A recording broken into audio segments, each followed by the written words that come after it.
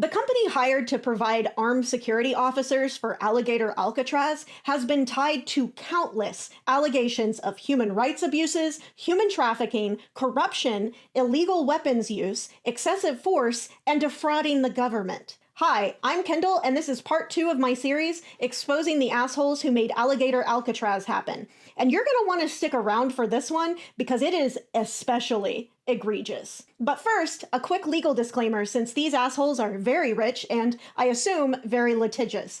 Everything I say in this video is either publicly available information or my personal opinion. I am not doxing anyone, and I am not asking you, my audience, to harass anyone. I am asking you to help make profiting off of human suffering as socially toxic as possible. To help me do that, please make sure to engage with this video in all of the ways possible, as this series is already getting suppressed by the algorithm, and it's going to take all of us pushing to make sure this info actually gets out there. Now that that's out of the way, GardaWorld is a Canadian private security firm that operates in 45 countries and rakes in hundreds of millions in contracts from the US State Department and other government agencies. They call themselves a global security powerhouse, but I just call them a bunch of mercenary thugs in polo shirts. Since the early 2000s, GardaWorld has had armed personnel deployed to war zones and high-threat areas like Iraq, Afghanistan, Somalia, Libya, Yemen, and Haiti, protecting embassies, oil fields, and honestly, whoever's paying them the most. If their name sounds familiar to you,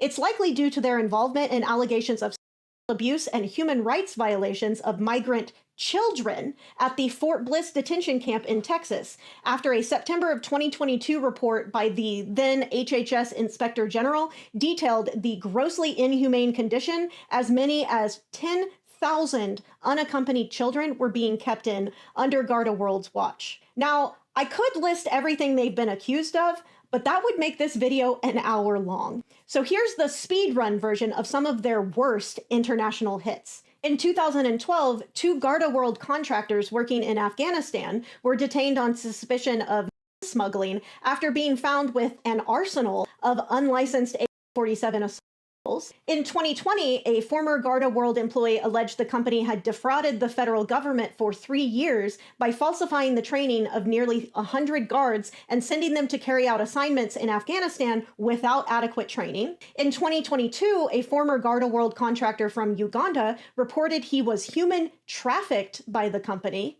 And in 2023, 7 GardaWorld employees were arrested for carrying unlicensed weapons in Libya, and a subsequent investigation by the Libyan government turned up enough evidence of crimes and egregious behavior that the entire company was ordered to leave the country entirely. And GardaWorld's US and Canadian operations aren't much better. An in-depth investigation by the Tampa Bay Times found that GardaWorld's expansion into the armored truck industry has left a wake of bodies and mourning families behind them after the company spent so little on maintenance that its trucks lacked reliable brakes, seat belts, or even seats, and gave their drivers barely any training, pressured them to work at a frantic pace, and let some keep driving despite repeatedly causing accidents. The same investigation, incidentally, also found that Garda had lost track of millions of dollars that they had been entrusted to keep safe by multiple banks, and that the company subsequently concealed the missing money from the banks that were its clients. So they can't drive,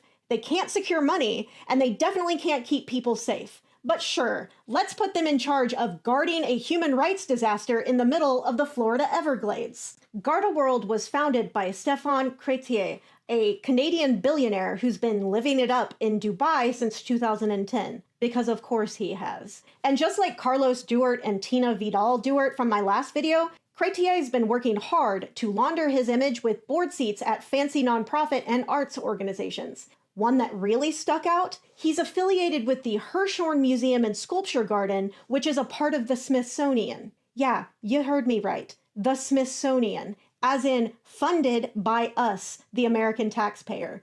Why the hell is an alleged war profiteer and human rights violator sitting on the board of a major cultural institution in our nation's capital? Great question. Maybe we should ask them. Luckily, they've made it real easy to do so on their social media. Bottom line, These companies are counting on you not paying attention. They're betting that no one will connect the dots between the fancy museum board and the child detention camp. So let's prove them wrong. Share this, talk about it, drag them publicly, because complicity thrives in silence, and I am not about to shut up.